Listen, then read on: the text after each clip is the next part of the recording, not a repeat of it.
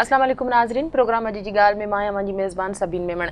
नाज़रीन, कराची जी हालतनि ते केतिरनि ॾींहंनि खां बहस थी रहियो आहे त कहिड़े तरीक़े सां कराची में अमुन क़ाइमु करायो वञे। इन हवाले सां वज़ीर आज़म मियां नवाज़ शरीफ़ साहब गुज़िरियल 2 ॾींहंनि खां कराची में तरसियल आहिनि, जिन कराची में सियासी पार्टियुनि जे अॻुवाणनि सां मुलाक़ातूं कयूं आहिनि, कराची में सनअतकारनि वापारियुनि सां मुलाक़ातूं कयूं आहिनि, हसास इदारनि जे अमलदारनि सां पिणु धारदार इजलास कया आहिनि, जिन पारां कुझु तजवीज़ूं बि ॾिनियूं वयूं आहिनि त ॾोहनि में मुलविस माण्हुनि जा नाला पिणु ॾिना विया आहिनि। हिकु लिस्ट वज़ीर आज़म जे हवाले कई वई आहे। नाज़रीन, अॼु वफ़ाक़ी काबीना जो इजलास पिणु थियो, जंहिंमें कराची में टारगेटेड ऑपरेशन जो फाइनली फ़ैसिलो कयो वियो, जंहिंजा इख्तियार रेंजर्स खे ॾिना विया, पर पुलिस हुन जे बैकअप में मौजूदु हूंदी ऐं उमेद आहे त इहो ऑपरेशन 24 खां 48 कलाकनि में शुरू थी सघे थो। इन सॼे मौज़ू ते अॼु ॻाल्हाईंदासीं। अॼु असां सां स्टूडियो में महिमान आहिनि पीपी अॻवान नजमी आलम साहब। बहुत शुक्रिया प्रोग्राम में तशरीफ़ लाए। नजमी साहब, पहले तो वफाकी हुकूमत और सिंध हुकूमत का जो कोऑर्डिनेशन हुई है, कराची में अमन अमान के हवाले से इक़दामात उठाए जाएँ, पॉलिसी बनाई जाए, और वज़ीर आज़म मियां नवाज़ शरीफ साहब कराची आए हैं, इजलास हुए, मीटिंग्स हुई हैं, इसको आप कैसे देखते हैं? देखिए, मैं समझता हूँ कि अमन व अमान के अलावा ये जनरली पाकिस्तान की जमहूरियत के लिए बड़ा एक अच्छा शगुन है कि इससे पहले इस मुल्क में ये भी होता था कि प्राइम मिनिस्टर अगर किसी सूबे में जा रहा है तो वो चीफ मिनिस्टर उसको रिसीव करने नहीं आता था जी। उसका नतीजा क्या हुआ कि हमारा डेमोक्रेटिक सिस्टम ख़राब होता चला गया। लेकिन इस दफ़ा जिस तरह से फेडरल गवर्नमेंट और सिंध गवर्नमेंट, जो अलग अलग पार्टियाँ और दोनों बेसिकली राइवल पार्टीज है इस मुल्क की में, उनके दरमियान जो बैठ के कराची के मसले पे संजीदगी से बात हुई और जिस तरह दोनों तरफ से कोऑपरेशन का मुजाहरा किया गया, मैं समझता हूँ कि ये एक तो मुल्क की जमहूरियत के लिए बहुत अच्छा हुआ है। दूसरा, और जिस तरह ये मेजर पार्टीज बैठ के कराची के मसले को संजीदगी से ले रही हैं, बजाय इसके कि ये दोनों पार्टियां, हम पीपल्स पार्टी या मुस्लिम लीग, एक दूसरे पे इल्ज़ाम तराशी करने की किसी पर, उन्होंने मसले के हकीकी हल की तरफ गए और मैं समझता हूँ कि इसका कराची के अवाम को ज़रूर फ़ायदा होगा। अच्छा, आप समझते हैं कि इस कराची मसले का हल सियासत से बालातर होकर निकल सकेगा? देखिए, कराची के मसले को समझने की ज़रूरत है। कराची का मसला एक आम क्रिमिनल मसला नहीं है कि कुछ डाकू हैं या कुछ गैंगस्टर हैं, वो ये अगर ऐसा मसला होता तो इसके लिए पुलिस बहुत थी। कराची का मसला खाली ऐसा मसला नहीं रह गया है। कराची में कोई सिर्फ क्रिमिनल एक्टिविटी की वजह से परेशानी नहीं है। कराची में एक बहुत बड़ी किलिंग है जो सेक्टेरियन बुनियाद पे हो रही है और वो पूरे मुल्क में है। आपने देखा है कि बलूचिस्तान में भी हो रही है, जिस तरह से हज़ारा बरादरी के लोगों को टारगेट किया, हर जगह कहीं ना कहीं आपको ये नज़र आता है। कराची में हाईलाइट ज़्यादा होती है कि मेन शहर है, मीडिया का फोकस, एक तो बड़ा इशू ये है। दूसरा, क्रिमिनल एलिमेंट्स तो हैं। फिर एक नया जो एक कराची में इस वक्त जो बहुत बड़ा सीरियस मैटर मैं समझ रहा हूँ जो पैदा हो गया है, वो है तालिबान के नाम पर भत्ता और अगवा। ये एक बहुत सीरियस मैटर कराची में अब पिछले 1-1.5 साल में जनरेट हुआ है, जो अब बहुत ज़ोर शोर से जारी है। अच्छा, आप खाली पुलिस से आप कर लें, रेंजर्स से कर लें, लेकिन उसको एक पॉलिटिकल सपोर्ट चाहिए। क्योंकि होता क्या है कि मैं नहीं कहता किसी पार्टी पे मैं इल्ज़ाम गेम नहीं करूँगा, लेकिन अगर मेरी पार्टी की ही मैं मिसाल देता हूँ, कोई एक वर्कर या कोई एक ओहदेदार जिसको अपने तौर पे क्रिमिनल एक्टिविटी में इन्वॉल्व हो जाए और पुलिस उसको पकड़े, तो मेरा काम है मैं देखूं कि पुलिस ने उसको नाजायज़ पकड़ा या जायज़। अगर उसने कोई क्रिमिनल एक्टिविटी की है तो he should be taken to task. तो पॉलिटिकल पार्टीज़ की उन लॉ इन्फोर्समेंट एजेंसीज को सपोर्ट ज़रूरी है। अगर पॉलिटिकल पार्टीज उसको सपोर्ट नहीं करेंगी, उनके लोगों के नुमाइंदा हैं वो, चाहे वो असेंबली में है या नहीं, अगर उन सब की सपोर्ट होगी तो मैं समझता हूँ कराची में अमन कायम करना मुश्किल नहीं है। पार्टीज के मुलविस होने के इंकशाफात हुए हैं। बिल्कुल। देखिए, मैंने आपसे कहा ना, 2 किस्म के क्राइम होते हैं। एक, मैं हूँ पीपल्स पार्टी का अहदेदार, मैं कोई जुर्म करता हूँ, उसकी जिम्मेदार पीपल्स पार्टी नहीं है, ठीक है ना, वो मेरा अपना जाती फेल है। अगर मुझे पुलिस पकड़ लेती तो पीपल्स पार्टी का काम है कि मेरी बैकिंग ना करे, क्या कि जी नजमी आलम ने जुर्म किया, इसको सजा मिलनी चाहिए। एक ये है कि कौन पॉलिटिकल पार्टी लोगों की बैक पे आ रही है कि जी आप क्यों पकड़ रहे हैं, इसके माने वो जो जुर्म कर रहा है वो अपनी पार्टी की मर्जी से कर रहा है।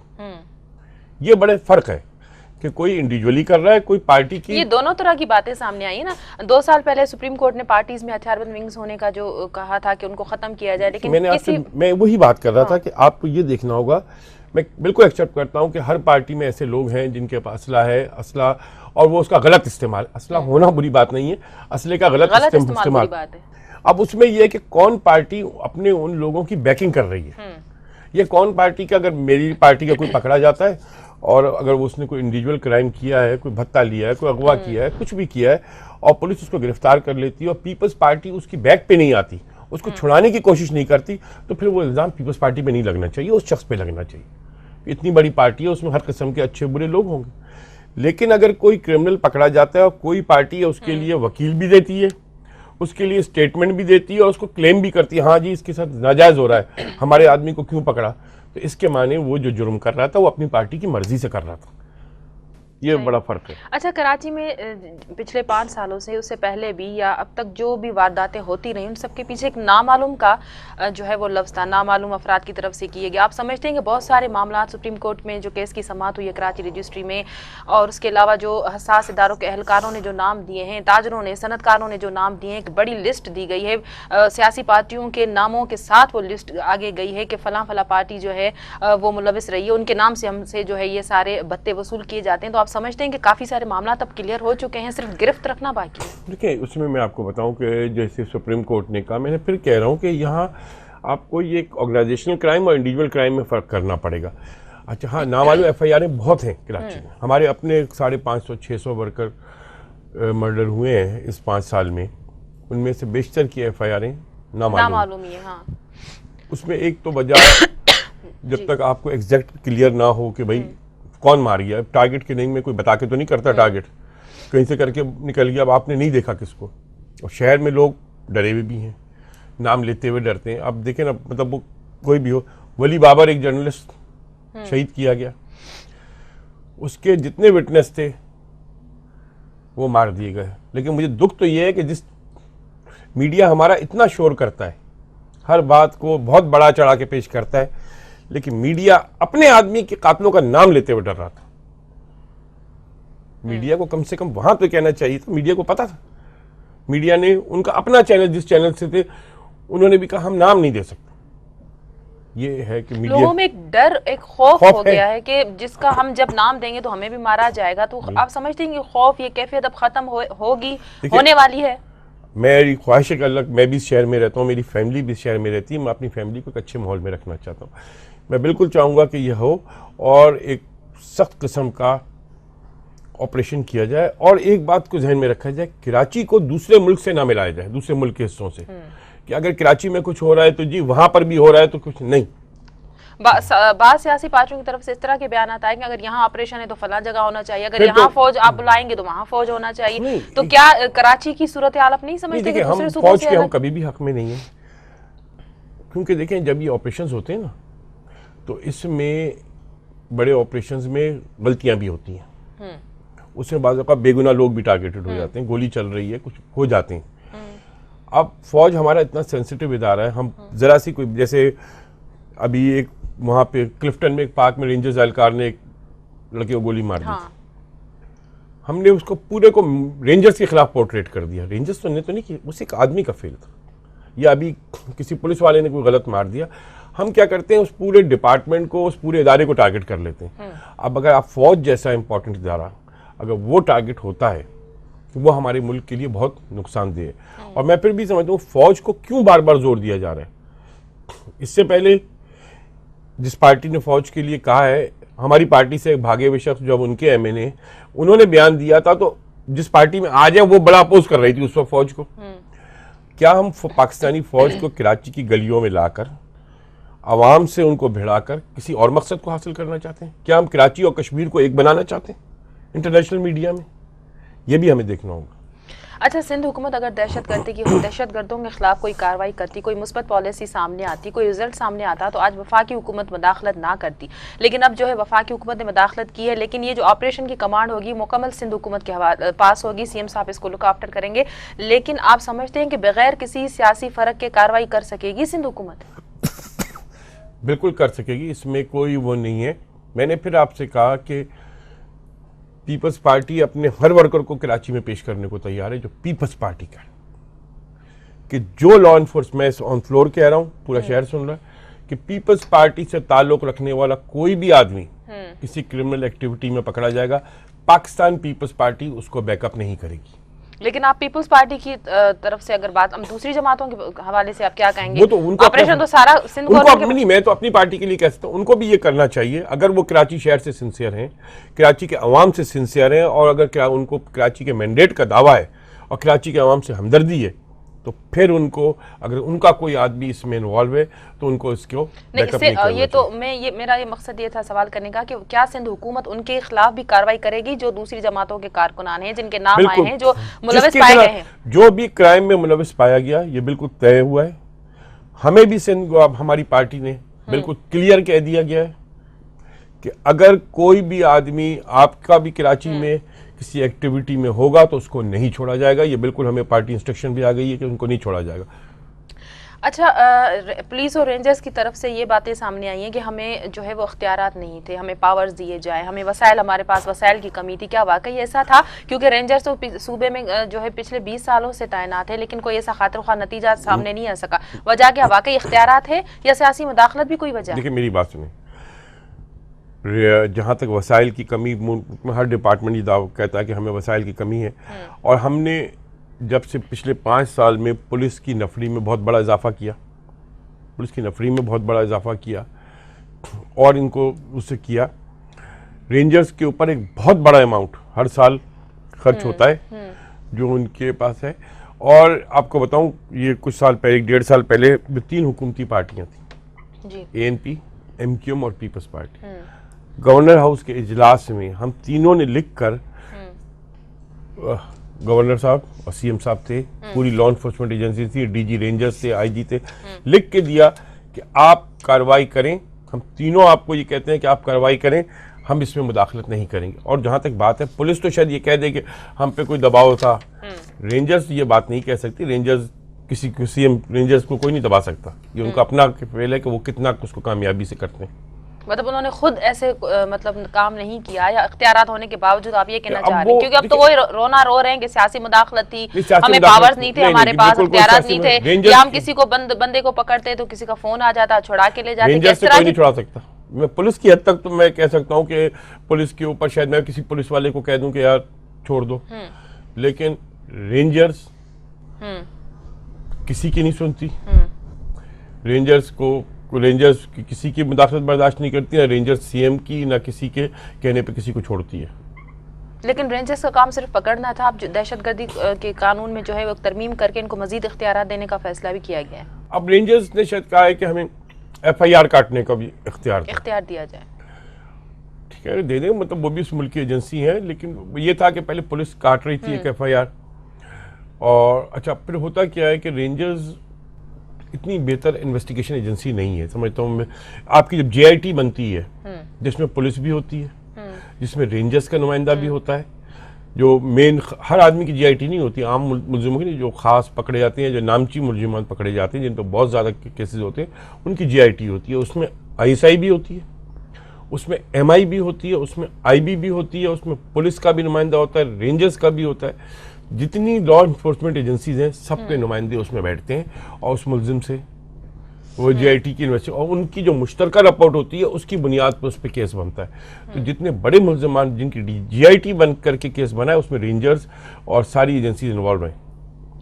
अच्छा, पुलिस को सियासत से पाक करने की भी बातें हो रही हैं, तो पुलिस में सियासी भर्तियों के हवाले से भी जो है काफ़ी पार्टियों ने एक दूसरे पर इल्ज़ामात लगाए कि पुलिस में फ़लाँ पार्टी ने सियासी भर्तियां की, फ़लाँ पार्टी के लोग हैं, फ़लाँ। इसके हवाले से आप क्या कहेंगे? क्या वाकई ऐसा था, ऐसा है? देखिए, मैं एक बताऊँ, पुलिस में जो भी अभी भर्तियाँ हुई हैं पिछले हमारे 5 साल में, उस सिपाही कांस्टेबल लेवल पर हुई, उससे बड़ी कोई भर्ती नहीं हुई। एक कांस्टेबल जो है वो कोई इतना बड़ा स्याह, अगर कोई इंस्पेक्टर लेवल पे SHOs DSP भर्ती हुए होते तो हमें समझ आता था कि वो अपने पॉलिटिकल एफिलिएशन पे कोई कर सकते हैं। लेकिन एक आम सिपाही जिसने एक छोटी सी ड्यूटी देनी है, वो पॉलिटिकल एफिलिएशन, वो किसी चीज़ पे असरअंदाज नहीं हो सकता। वो बहुत ज़्यादा ये होता है किसी क्राइम पे आंख बंद कर ले देख के, लेकिन वो पॉलिटिकली कोई इंतज़ामिया पे सिपाही असरअंदाज नहीं हो सकता। तो क्यों इस तरह की बातें फिर मीडिया में आई, क्यों इस तरह की बातें की गई? देखिए, बात ये है कि लोग भर्ती हुए, और पाकिस्तान के ही लोग भर्ती हुए, कोई इंडिया से या किसी और मुल्क से आके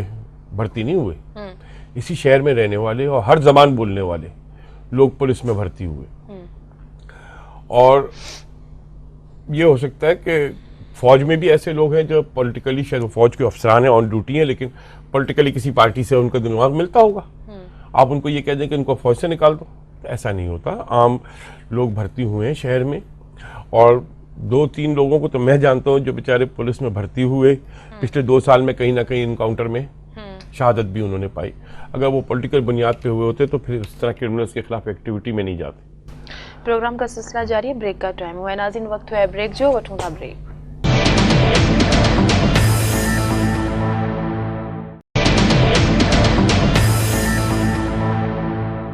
वेलकम बैक नाज़रीन।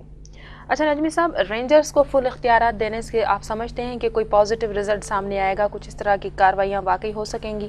कि अब रेंजर्स ये डिमांड कर रही है कि हमें इख्तियारात दें, हम शहर में अमन करके देंगे, तो मेरे ख्याल में उनको दे देना चाहिए। इसमें अगर शहर के हम कराची शहर के जो हालात हैं उसमें रेंजर्स अगर कोई ऐसे इख्तियारात मांग रही है कि जी अगर आप हमें दें और हम शहर को अमन करके देंगे, तो रेंजर्स को दे देने चाहिए इख्तियारात। कोई इससे पहले भी रेंजर्स के पास ऐसे इख्तियारात दिए जाते रहे हैं कि उसमें FIR काटने का और ये, और उसको दे देने में कोई हर्ज नहीं। रेंजर्स तो सूबे में 20 सालों से थी, कोई इतना खातिर खा नतीजा तो रेंजर्स ने नहीं दिखाया कि सामने आ सके कोई मैं रिजल्ट। तो आज भी इस बात पे जारी कन्विंस थी, हूँ, जारी मैं तो इस बात पे कन्विंस हूँ, आप कराची पुलिस से ज़्यादा एफिशिएंट पुलिस कोई नहीं। आप इनको फुल फैसिलिटेट करें, और जो लेकिन हमें ये असल में कराची पुलिस के साथ जो कुछ पिछले सालों में हुआ 93-94 के ऑपरेशन के बाद, उनके लोगों को जिस तरह से चुन चुन के उन अफसरान को जिन्होंने कराची में ऑपरेशन किया मारा गया, और सियासी बुनियाद पर मुंह बंद कर लिया गया। मियाँ साहब की गवर्नमेंट, जैसी हमारी गवर्नमेंट गई उसके बाद मियाँ साहब प्राइम मिनिस्टर बने, तब से लेके मुशर्रफ साहब के 10 साल दौर में वो तमाम के तमाम अफसरान क्लीन हो गए। उस वक्त अगर हम सब बोलते। अच्छा, वासे जलील साहब हमारे साथ लाइन पे, उसके बाद कंटिन्यू करते हैं। वासे साहब ये बताएं कि जो टारगेट ऑपरेशन का आज वफाकी काबीना के इजलास में फाइनली फैसला किया गया, इस हवाले से आप क्या कहेंगे?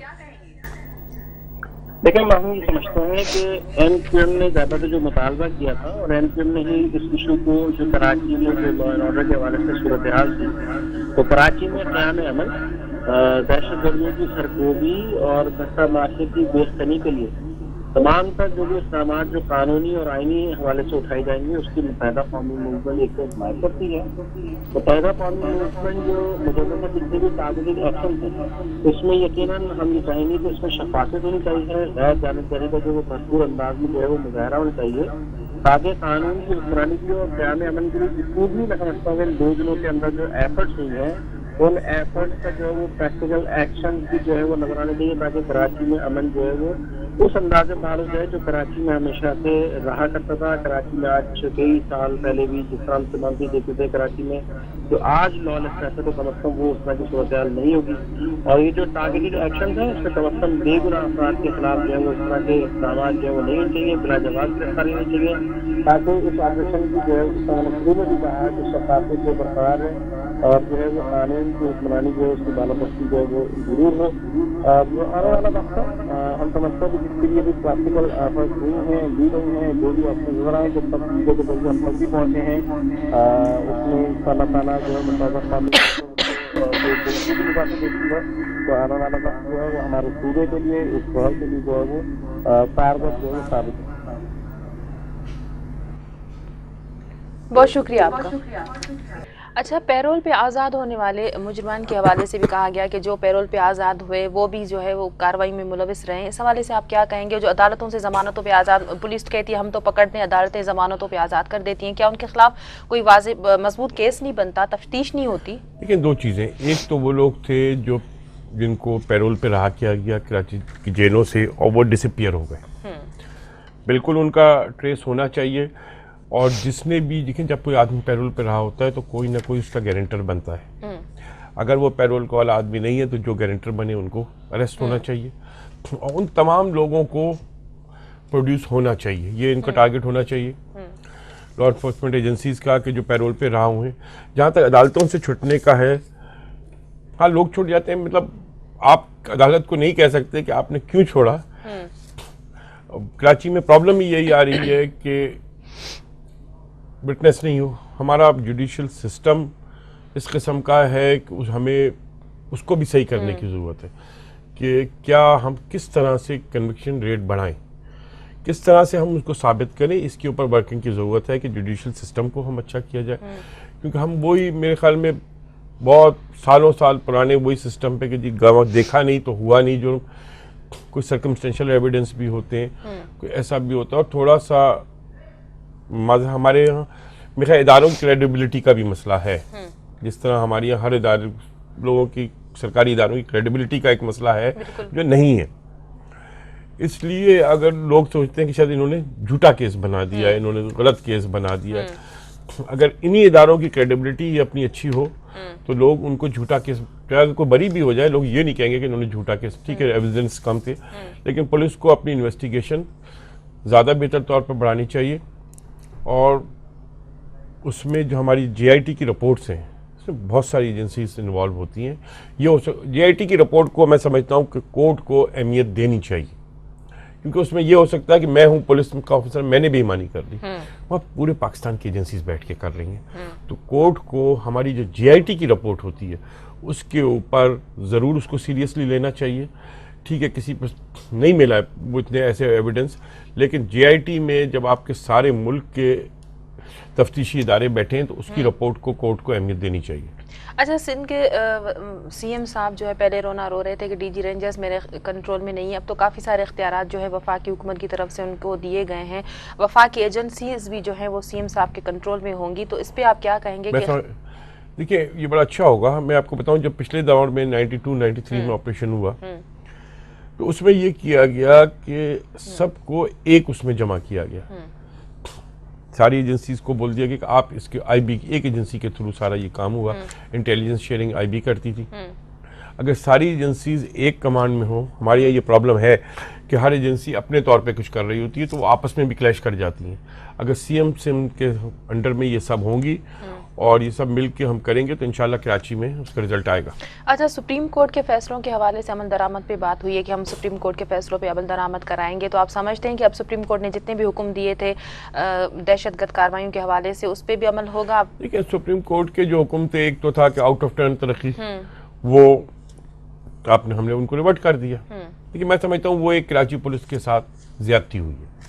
देखिए, पुलिस आजकल कराची में पुलिस की नौकरी करना आसान काम नहीं है। जो लोग समझते हैं ना कि शायद पुलिस की नौकरी पैसे कमाने का जरिया हो, अब कराची में पुलिस की नौकरी जान खतरे में डालने का खतरा है। आप देखें, रोज कोई ना कोई पुलिस वाला टारगेटेड होता है। आज भी एक हुआ है, नेवी का कैप्टन भी हुआ है। ऐसे हालात में, और ख़ास तौर पे ये आम जुराइम का नहीं है, यहाँ पे तालिबान के खिलाफ या दहशतगर्दों के खिलाफ भी वो अफसरान, आप ये देखें कि जो मेन अफसरान उनके खिलाफ शामिल हैं, उन सब पे कई कई हमले हो चुके हैं। उनके घरों पे बाकायदा बॉम्ब की गाड़ी से हमला किया गया। मैं इसकी मिसाल देता हूँ, चौधरी असलम को अल्लाह ने उसके फैमिली को बचाया। मतलब मुझे तो जो घर की हालत मैंने देखी, अब अगर ऐसे अफसरान को उनकी कारकर्दगी पे आप प्रमोशन देते हैं तो देखें, जब आप किसी से काम लेते हैं तो उसको कोई वो भी तो देते हैं रिवार्ड। उनको जो ये जो चंद कराची के 8-10 अफसरान थे जो मेजर टेररिज्म के खिलाफ और बड़े ग्रुप्स के खिलाफ ये कार्रवाई करते हैं, उनको प्रमोशंस भी दिए गए उनकी कारकर्दगी पे, लेकिन वो सब रिवर्ट कर दिए गए। इससे क्या होगा कि जो दूसरे अफसर है वो कहेंगे यार हम जान भी खतरे में डालें, तनख्वाह तो फिर भी मिलनी है। अच्छा, फिर हम खामोशी से कोई कोने में बैठ के अपनी तनख्वाह लें, जो थोड़े बहुत कहीं से इनकम हो जाए वो कर लें, अपनी जान कौन खतरे में डालेगा? क्या तरक्कियां मेरिट पे हुई थी सुप्रीम कोर्ट ने, फिर क्यों उनको चंद अफसरों की, मैं सबकी नहीं कह रहा। मैं जो कराची में मेजर अफसरान हैं, मैं नाम लेता हूँ, राजा उमर खत्ताब, फारूक अवान, फयाज खान, मजहर मशवानी, खुर्रम असलम, चौधरी असलम, ये सब वो अफसरान हैं जो आपको कराची में मेजर जो दहशतगर्दों के ऑपरेशन है उसमें इन्वॉल्व नजर आते हैं। तो इनको जो तरक्कियाँ दी गई, ये 7 बहुत थोड़े से अफसरान थे जिनको उनकी कारकर्दगी पे दी गई कि उन्होंने दहशतगर्दों को पकड़ा, उन्होंने बहुत बड़े बड़े काम किए। अब जब आपने ये कर दिया तो कोई इनिशिएट तो आपने ख़त्म कर दिया। अब हर अफसर कहेगा कि भाई मैं अपनी जान खतरे में क्यों डालूं। सुप्रीम कोर्ट को ये चाहिए था कि कहते कि भाई केस टू केस जायज़ा लिया जाए, भैया इसके कि आपने एक पूरा नादिरशाही हुक्म कर दिया कि जी सबको कर दो। मैं समझता हूँ ये ज्यादती हुई है कराची पुलिस के साथ। अच्छा, चौधरी निसार साहब ने कहा है कुछ ऐसे फैसले भी हैं जो कि हसास नौइयत के हैं जिनका ऐलान नहीं किया जा सकता। कुछ क्या ऐसे फैसले होंगे? क्या ऐसे कोई ऑपरेशन का तरीकाकार मुख्तलिफ होगा या कुछ पॉलिसी होगी या क्या होगा? देखिए, हो सकता है कि एजेंसीज ने इन्होंने कोई ऐसा ऑपरेशनल तरीका डिसाइड किया हो कि हम इस तरह से करेंगे, और मैं समझता हूँ उसको आम नहीं करना चाहिए। वो जाहिर बात है, आप अवेयर तो नहीं करेंगे जिन लोगों के खिलाफ ऑपरेशन कर रहे हैं, तो उसमें अगर कोई खुफिया स्ट्रेटेजी है उसको खुफिया रखना या चंद मखसूस लोगों को पता होना, ये उसके लिए बेहतर है, उसमें कोई बुराई नहीं। अच्छी बात की मियाँ साहब ने कि यहाँ पे ऑल पार्टी कॉन्फ्रेंस भी बुलाई, सारी पार्टियों को ऑन बोर्ड किया, लेकिन मैं समझता हूँ उसमें एक कमी रह गई जी। इनको महाजिर कौमी मूवमेंट को बुलाना चाहिए था, आफाक अहमद की पार्टी। ठीक है, उनके पास सीटें नहीं, सीटें तो जमात इस्लामी के पास भी नहीं, आपने उनको भी बुलाया था, जो शाह नूरानी साहब की पार्टी को भी बुलाया था, उनके पास भी सीट नहीं है, क्योंकि इस शहर में बहुत बड़ी तादाद में उनके लोग मारे गए, इसमें कोई शक नहीं है। तो उनको ज़रूर बुलाना चाहिए था ताकि वो भी अपनी बात रखते इस शहर में। अच्छा, सियासी पार्टियों को तहफ़्फ़ुज़ात थे कि वन साइडेड ऑपरेशन होगा, टारगेटेड ऑपरेशन होगा, हमारी पार्टियों को निशाना बनाया जा रहा है, तो आप समझते हैं कि अब उनके तहफ़्फ़ुज़ात APC के बाद ख़त्म हो गए, कम हो गए किसी हद तक? मैं तो समझता हूँ किसी को ये तहफ़्फ़ुज़ात नहीं होनी चाहिए। जब आप ऑपरेशन की बात कर रहे हैं, और ये मुत्तहिदा कौमी मूवमेंट ने कई दफ़ा ये बात की कि जब फौज आती, फौज तो किसी से भी नहीं पूछती, आप तो उनसे पूछ भी नहीं पाते कि आपने गलत किया या सही किया। यहाँ तो आप फिर भी उनको, पुलिस को या उनसे बात कर सकते हैं कि भाई आपने ये गलत किया, वो तो बात भी नहीं सुनते।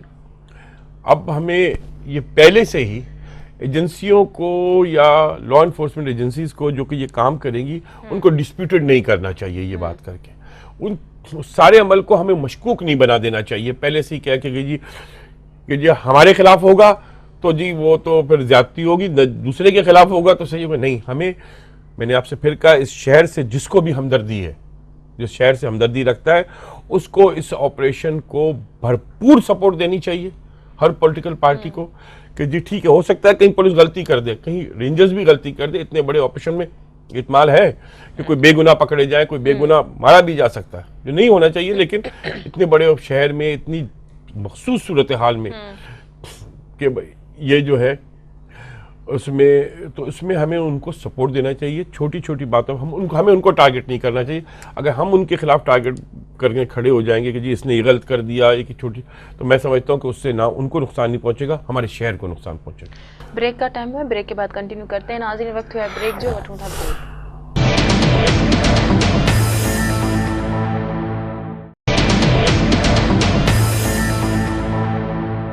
वेलकम बैक नाज़रीन। अच्छा, आप समझते हैं कि पहले भी इस तरह के कराची में कई ऑपरेशंस हुए, वक्ती तौर पे खामोशी हुई, उसके बाद फिर वैसी कार्रवाइयाँ शुरू हो गई, तो आप समझते हैं कि ठोस शवाहिद के साथ ये ऑपरेशन होना चाहिए ताकि कोई ऐसी माजी जैसी सूरत हाल पैदा ना हो? ठोस शवाहिद के साथ और भरपूर होना चाहिए, इसको आधे में ना छोड़ा जाए। और मैं साथ साथ कराची के आवाम से भी अपील करूँगा कि देखिए, अगर आप सबके यहाँ रहते हैं, आप इस ऑपरेशन को सपोर्ट करें, आप इस ऑपरेशन को सपोर्ट करें, पार्टी एफिलिएशन से हटकर कि जी मेरी पार्टी का आदमी पकड़ा गया या किसी का, आप तमाम कराची के अवाम अगर इस ऑपरेशन को सपोर्ट करें, अगर कोई पार्टी इसको अपोज करती है तो उस पार्टी को अपोज करें, क्योंकि बंदूक इस शहर को खा रही है, इस शहर का हल नहीं है। तमाम पार्टी के, वो तो कहा जा रहा है जो बेगुनाह होगा उसको इन्वेस्टिगेशन के बाद छोड़ा जाएगा, तो बेहतर है कि वावेला ना की जाए, उसको टाइम दिया जाए लॉ इन्फोर्समेंट एजेंसी को। हम पहले दिन से ही उनको प्रेशराइज करने की कोशिश करेंगे, उनके खिलाफ एक महाज बनाएंगे, तो फिर हम उनके खिलाफ नहीं, हम कराची के आवाम के खिलाफ कर रहे होंगे। अच्छा, कराची में क्राइम की एक सबसे बड़ी वजह कराची में बढ़ती हुई आबादी को भी बताया गया कि बर्मी, बंगाली, अफगानी कराची के दाखिली और खारिजी रास्तों पे इनकी जो है आबादियां हैं, और जहां पे जो है क्रिमिनल की जो है बस्तियां कायम की हुई हैं। क्या कभी सिंध हुकूमत ने इस हवाले से काम नहीं किया, कभी नोटिस नहीं लिया गया कि इतने लोग कहाँ से आ गए, कैसे आ गए, क्या इनका कारोबार है, क्या काम करते हैं ये लोग? मैं आपको एक बात बताऊँ, कराची में बर्मी या बंगालियों का तो जहाँ तक बात ये कि उनकी इकनॉमी हमसे बहुत बेहतर है, वो उधर ज़्यादा प्रेफर करते हैं, इधर अब कम रह गए बंगाली।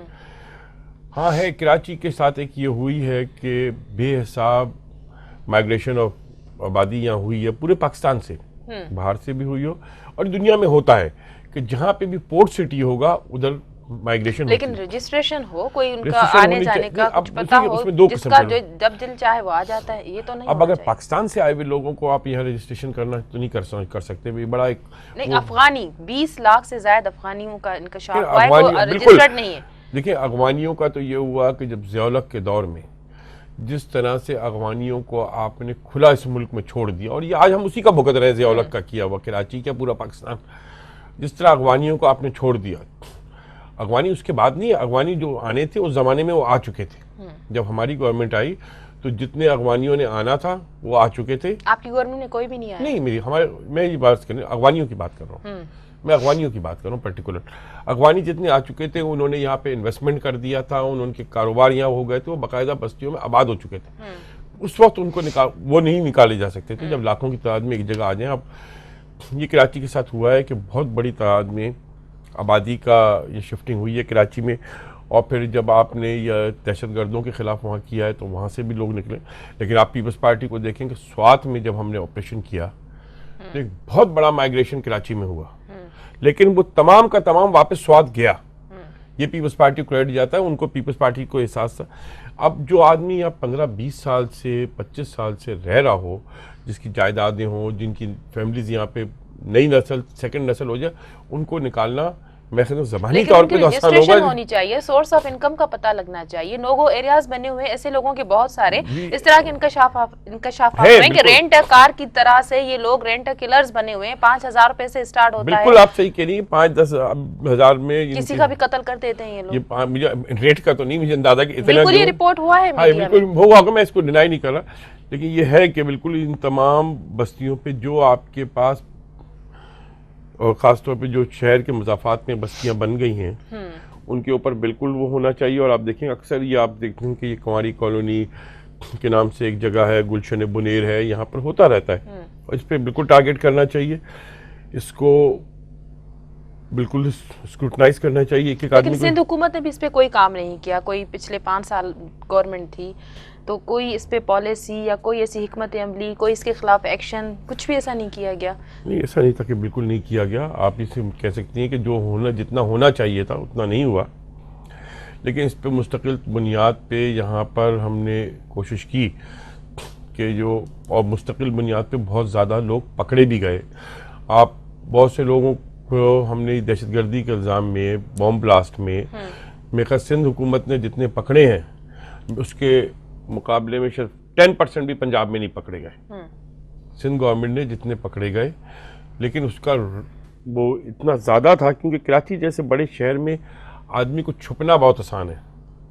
ये छोटे शहर में छुपना बड़ा मुश्किल होता है। कराची जैसे बड़े शहर में 2-2.5 करोड़, लेकिन मैं समझता हूँ कि कराची की एक प्रॉपर हाउस टू हाउस लोगों की लिस्टिंग होनी चाहिए। आप कौन हैं, कहाँ से आए हैं, कब से रह रहे हैं, ये कराची के लिए अब ज़रूरी हो गया है कि कोई भी, चाहे मैं बेशक मेरा बाप दादा यहाँ रहता हूँ तब भी मेरे ही उस लिस्टिंग में आना चाहिए कि आप कब से रह रहे हो। हर घर की चाहे होनी चाहिए, और जो नई बस्तियाँ ख़ास तौर पे जो बसी हैं उनके अंदर भी बिल्कुल ये चेकिंग होनी चाहिए कि कौन आदमी है कौन नहीं। इससे हमें कराची का और दूसरे का एक बायोडाटा बनना चाहिए हर आदमी का कि कौन है। इस कराची शहर के लिए बहुत ज़रूरी है। अच्छा, इस ऑपरेशन का कोई टाइम फ्रेम नहीं बताया गया। आप समझते हैं कि कोई टाइम फ्रेम होना चाहिए या ये कि मखसूस मुद्दत के लिए होगा, थोड़े वक्त के लिए होगा? देखिए, टाइम फ्रेम तो नहीं हो। जहाँ तक मैं समझता हूँ कि कराची के हालात में कराची पुलिस और रेंजर्स को हर वक्त ही ऑपरेशन में रहना चाहिए। ये नहीं कि आपने कहा हमने 200 आदमी पकड़ लिए, खबर बन गई, उसके बाद आप बैठ गए, 200 और पैदा हो जाएंगे। आपको तो मुस्तकिल बुनियादों पे उसको क्लियर होना चाहिए। आपको एक दफ़ा चलें आप ऑपरेशन करके लोगों को पकड़ लेंगे, लेकिन आपको वो सोर्सेज को भी ख़त्म करना है। देखिए, खाली आपने 200, 400, 500, 1000 आदमी पकड़ लिए, मार दिए, आपके सामने ख़त्म हो जाएगा कराची में? नहीं, आपको वो सोर्सेज को भी देखना होगा कि ये सोर्सेज कहाँ से जनरेट होते हैं। आपको जो इस शहर में जो बहुत बड़े पैमाने पे सेक्टेरियन किलिंग होती है उन पार्टियों पे भी नजर आई। फिर कलदम तंजीमें हैं, वो पूरे पाकिस्तान में ऑपरेट करती हैं। हम इसमें बहुत बुरी हालत जंग की कंडीशन में। लेकिन अब तो ये है कि कराची में मुनज़्ज़म एक ग्रुप बन गए हैं जो कत्ल करते हैं, भत्ताखोरी करते हैं, कब्जा माफिया, लेकिन ज्यादातर नाम जो है दूसरी पार्टियों का लिया जाता है, तालिबान का लिया जाता है। ये भी तो होता रहा है ना। मैंने आपसे कहा ना, अब सेक्टेरियन किलिंग के साथ एक प्रॉब्लम क्या है कि हमारी पार्टी में हर सेक्शन का आदमी है। मैं हूँ, फ़र्ज़ करें अहले सुन्नत हूँ, और मैं अपनी पार्टी में हूँ, लेकिन मैं अपने तौर पे अपने उस सेक्टेरियन ग्रुप से भी ताल्लुक़ रखता हूँ। मैं उधर से भी रहता हूँ, अपनी पार्टी में भी रहता हूँ, और ये है शहर में कि उसके बाद उन्होंने वहाँ से कोई कार्रवाई कर दी, कहीं पकड़े गए तो नाम आ गया कि जी वो पीपल्स पार्टी है। हाँ। लेकिन उसका जो मेन कॉज था वो सेक्टेरियन ग्रुप से ताल्लुक़ था। ये इस वक्त सबसे बड़ा, आप यकीन माने, कराची शहर में बहुत ज़्यादा इस वक्त सेक्टेरियन किलिंग हो रही है। कभी किसी उलमा का कत्ल हो जाता है, ये सब सेक्टेरियन किलिंग है। इसके लिए हमारे उलमा इकराम को भी आगे बढ़ना होगा। और मैं बिल्कुल कहूँ कि जो उलमा हजरात, गवर्नमेंट से मैं कहूँगा, जो इसमें इन्वॉल्व नजर आए, उनकी सबसे पहले तो गवर्नमेंट सिक्योरिटी ख़त्म करा दें, ताकि फिर मैं देखता हूँ वो लोगों को लड़वाते कैसे। अच्छा, प्रोग्राम का टाइम भी ख़त्म हो रहा है। आखिरी सवाल मैं आपसे करना चाहूँगी कि आप समझते हैं कि इतना वावेला हुआ है टारगेटेड ऑपरेशन के हवाले से कि अभी शुरू होगा, 24 घंटे के बाद शुरू होगा या 48 घंटे का टाइम फ्रेम दिया गया है, तो आप समझते हैं कि दहशतगर्दों का इतना मुनज़्ज़म इनका नेटवर्क है, इतना वो मजबूती से कार्रवाई करते हैं कि पकड़े नहीं जाते, तो आप समझते हैं कि उन्होंने अपने आप के खुद के अपने जो छुपने के ठिकाने हैं उनको और महफूज बना लिया होगा, या कहीं चले गए होंगे, या हथियार इधर से उधर? ये रिपोर्ट भी हुआ है मीडिया में कि उन्होंने अपनी पूरी तैयारियां कर ली हैं, अब चाहे कितना भी ऑपरेशन हो किसी को कहीं कुछ नहीं मिलने वाला। मैं बिल्कुल सही कह रही हूँ, उन्होंने होशियार तो हुए होंगे, हमसे उनका ज्यादा नजर आ रहा होशियार है वो बिल्कुल हमेशा जुर्म कानून से एक कदम आगे चलता है, बिल्कुल। वो कर। लेकिन इसीलिए मैंने कहा ये ऑपरेशन कोई चंद दिन का नहीं है, आपको कंटिन्यूसली शहर में ये करने की ज़रूरत है। इंटेलिजेंस नेटवर्क को बहुत मजबूत करने की ज़रूरत है, तमाम एजेंसीज को अपना इंटेलिजेंस इंफॉर्मेशन शेयर करने की, और कंटिन्यूस बुनियाद पे कराची पुलिस का मॉरल हाई करने की, उनकी एफिशिएंसी बढ़ाने की, कि ये कंटिन्यूस इसको करें। मैं फिर कहूँगा कि कराची शहर के हर घर को चेक किया जाए। कराची को लोग कहते हैं गैर कानूनी असला, मैं कहता हूँ कराची में कानूनी असला भी ले लें, क्योंकि असला किसी की जान नहीं बचाता है, असला सिर्फ जान लेता है। आप कानूनी असला भी ले लें। क्या इतने लोगों के पास कानूनी असला है कि शहर में किलिंग बंद हो गई है? जब कानूनी असला वाला कत्ल नहीं हो रहा, तो बेहतर है कि शहर में एक फजा बनाए कि जी असला हर एक से ले लिया जाए और मुस्तकिल रखा जाए इस ऑपरेशन मुस्तकिल को, रखा जाए, वक्ती तौर पे नहीं कि 2 महीने हुआ, 3 महीने हुआ, रिजल्ट आ गया और खामोशी छा गई उस। और एक बात मैं जरूर जी कहूँगा बिल्कुल। कि खास तौर पे लॉ इन्फोर्समेंट एजेंसी से अपील करूंगा, गवर्नमेंट से भी करूंगा, एज ए पार्टी करूंगा, कि जो भी आदमी पकड़ा जाए जिसपे उनको साबित हो जाए हाँ भाई है, केस को कोर्ट में जब पेश करें उसका पॉलिटिकल एफिलिएशन टीवी पे बताएं, ताकि लोगों को पता हो कि कौन है। ये ना करें कि हम हाँ। पॉलिटिकल एफिलिएशन छुपाते हैं, नहीं। अगर पीपल्स पार्टी का है तो उसको टीवी पे लाएं, क्या कि नामालूम का नाम खत्म करें कि जी ये आदमी पकड़ा गया है टारगेट किलिंग में, भत्ते में, इसका ताल्लुक पीपल्स पार्टी से, ये आदमी पकड़ा गया इसका ताल्लुक एमक्यूएम से, इसका फला पार्टी से, ये लोगों को पता चल मुस्लिम लीग नून से। इसको जाहिर करना जरूरी, लेकिन लोगों को पता तो चले। देखिए पॉलिटिकल अब ये कह देना कि जी सारी पॉलिटिकल पार्टी इसमें इन्वॉल्व है, दिस अनफेयर। जो है उसको कहा जाए। तो मैं फिर कहूंगा जो है उनके नाम, हाँ, उनके नाम जो भी पकड़ा जाए उसको टीवी पे लाकर उसका पॉलिटिकल एफिलिएशन जरूर बताया जाए, ताकि कराची के अवाम को पता चले कि कौन ये कर रहा है। बहुत शुक्रिया आपका, आप टाइम निकाल के प्रोग्राम में आए। नाज़रीन, अजी जी गाल प्रोग्राम जो वक्त ख़त्म तो थे, सुभाणे ताईं ॾींदा इजाज़त। अल्लाह हाफ़िज़।